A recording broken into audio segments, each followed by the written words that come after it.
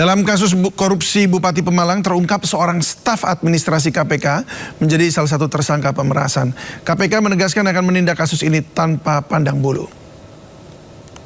Jadi kemudian telah menetapkan 4 orang sebagai tersangka.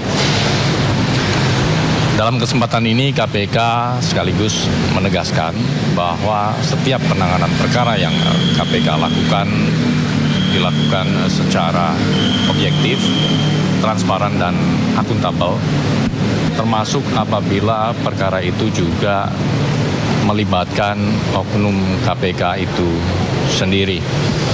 Hal ini sebagai wujud komitmen KPK untuk memastikan tegaknya tiang integritas baik pada kelembagaan KPK ataupun pada setiap insan Komisi Pemberantasan. Kita ke informasi lain pemirsa, Roy Suryo mengajukan pra-peradilan yang ketiga terkait kerugian atas penangkapan dan penahanannya yang tidak sah. Pihak termohon Polda Metro Jaya meminta hakim menolak permohonan tersebut.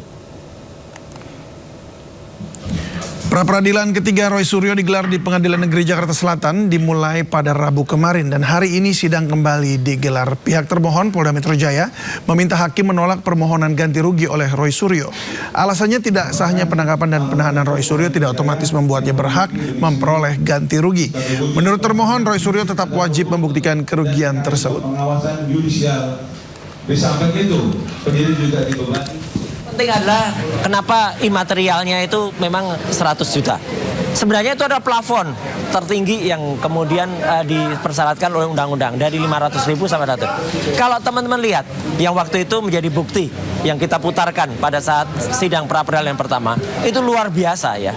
Jadi saya bisa menceritakan kejadian sesungguhnya begini. Pada hari Kamis atau sehari sebelum itu kami itu baru pulang dari Bandung.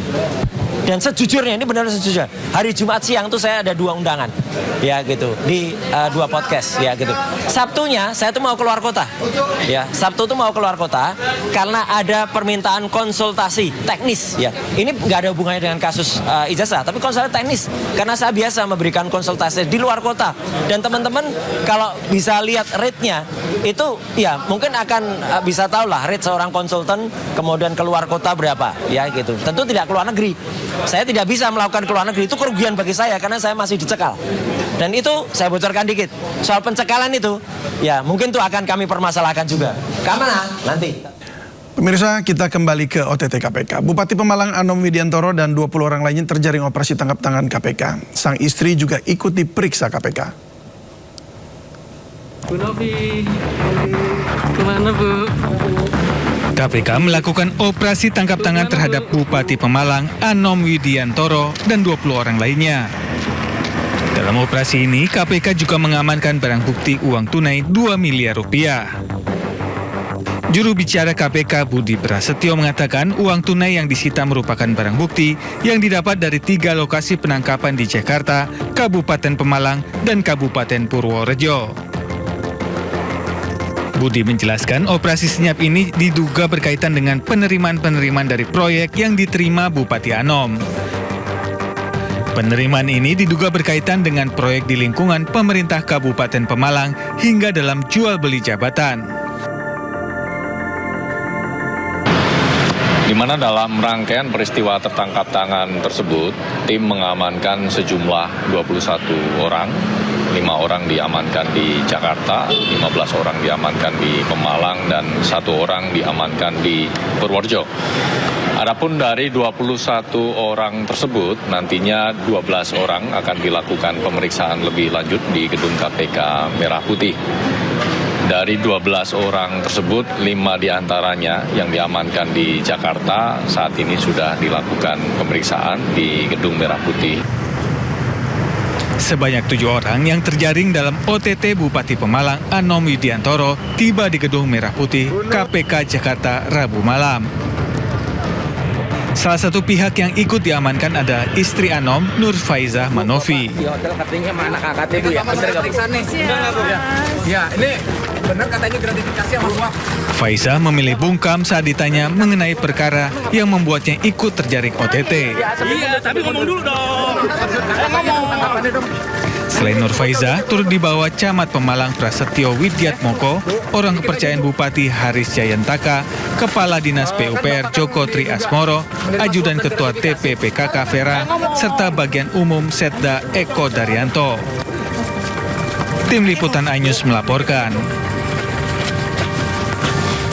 Penyidik tindak pidana khusus Kejaksaan Tinggi Jawa Timur menahan Kepala Bidang Geologi dan Air Tanah Dinas ESDM Provinsi Jawa Timur karena diduga melakukan korupsi pungutan liar proses perizinan. Penyidik menyita barang bukti uang tunai dan perhiasan emas senilai 1,9 miliar rupiah.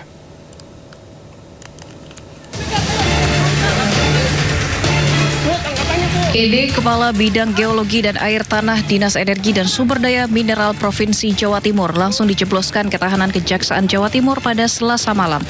Usai ditetapkan sebagai tersangka dugaan korupsi pungutan liar proses perizinan. ED merupakan tersangka keempat, selain mantan Kepala ESDM dan 2 pejabat lainnya yang telah ditetapkan sebagai tersangka beberapa waktu lalu. Aspidsus Kejati Jatim mengungkapkan bahwa peran ED menyalahgunakan wewenang dengan meminta sejumlah uang kepada pemohon izin di luar ketentuan terkait pemanfaatan air dan tanah dengan nilai total mencapai miliaran rupiah. Tersangka ED memerintahkan tersangka H selaku ketua tim kerja pengusahaan air tanah meminta sejumlah uang yang tidak sesuai dengan ketentuan atau pungutan liar pada 217 pemohon izin. Dari tangan tersangka ED, penyidik menyita barang bukti uang tunai dan perhiasan emas senilai 1,9 miliar rupiah. ED ditahan di Rutan Kelas 1 Surabaya Cabang Kejati Jatim selama 20 hari ke depan guna proses penyidikan. Dari Surabaya, Jawa Timur, Hari Tambayong, iNews melaporkan. Mantan Wakapolri Komjen Purnawirawan Nugroho memenuhi panggilan klarifikasi Korps Pemberantasan Tindak Pidana Korupsi Polri. Klarifikasi terkait penyelidikan dugaan korupsi pengadaan hibah lahan sekolah polisi wanita periode 2010-2014. Nugroho tiba di Mabes Polri sekitar pukul 9 pagi tadi dan dirinya datang untuk menjelaskan yang ia tahu. Ia mempertanyakan dasar hukum penyelidikan kebijakan yang sudah lewat lebih dari 15 tahun. Nama Nugroho dikaitkan dalam kasus ini karena menjabat sebagai Kepala Lembaga Pendidikan dan Pelatihan Polri saat proses hibah dan pengadaan lahan berlangsung pada tahun 2011. Nugroho menegaskan dirinya hanya melanjutkan kebijakan yang sudah ada. Kalau 2011 kan berarti harus ada hasil pemeriksaan Irwasum. Iya kan? Tapi dasarnya di situ pakai LI, laporan informasi. Nah, kalau dugaan tidak pidana, kalau internal Polri ya harusnya berangkatnya dari Irwasum memeriksa biasanya gitu kan. BPK juga tidak ada temuan. BPK menilai Polri mulai 2011 pun WTP. Wajar tanpa kecualian. Nah ini 2011 bisa dipakai LI. Nah kalau semua Kapolda, Kapolri, Pak Hugeng sekali dijadikan LI gimana nanti? Itu aja sih. Nah, saya karena diundang ya saya jelaskan aja. Apa aja Pak klarifikasi yang dibawa? Hah? Dokumen apa yang dibawa gitu untuk klarifikasi? Semua ada panitianya, saya nggak tahu apa-apa. Saya Kalemdik, ya kan? Panitia pengadaan pembelian tanah, Brigjen katanya sudah meninggal ya, nggak tahu nanti gimana nih. Semua itu kan ada panitianya. Apalagi itu Pak. Kejaksaan Agung memeriksa 2 saksi kasus TPPU Febri Adriansyah. Dari 2 saksi tersebut, 1 orang tak memenuhi panggilan. Jalan.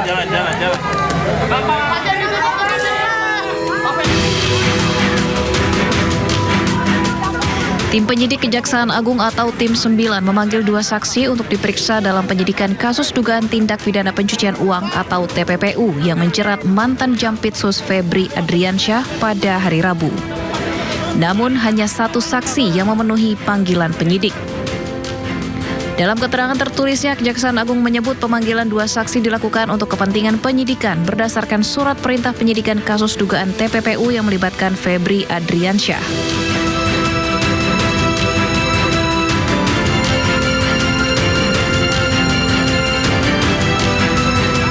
Dari 2 saksi yang dipanggil, hanya ATW selaku penasehat hukum afiliasi Don Rito yang hadir menjalani pemeriksaan, sementara 1 saksi lainnya tidak memenuhi panggilan penyidik.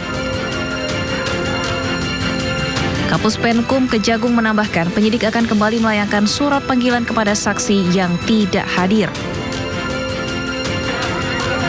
Pemeriksaan saksi masih terus dilakukan untuk memperkuat alat bukti dalam perkara tersebut. Tim Liputan iNews melaporkan.